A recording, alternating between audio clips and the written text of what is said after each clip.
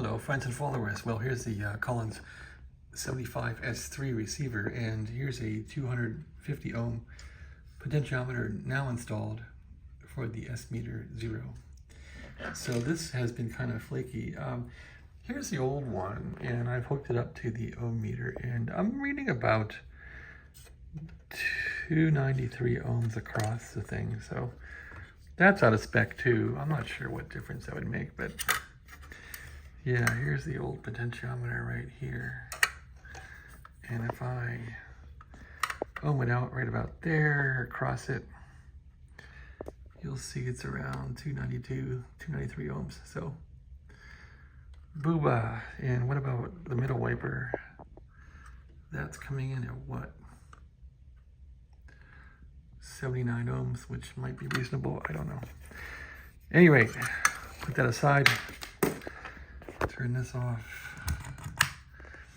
Here's the new one installed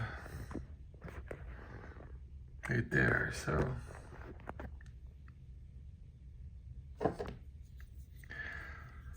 yeah, as it turns out, this wiper is the middle wiper, and this one went to the middle, which was this kind of middle shield on the tube that goes across the tube through the center. And there's a capacitor that goes on there too. And so there's the capacitor right there. So that's all reconnected. And on one of the legs was this resistor here. Looks to be like a, what is it, a 5.9 ohm or something close to that. And then this red, green, and white wire was connected to the old pot, so it wouldn't reach. I just jammed it onto the resistor here. It looks like a hack, but what are you gonna do, right? So that's all done.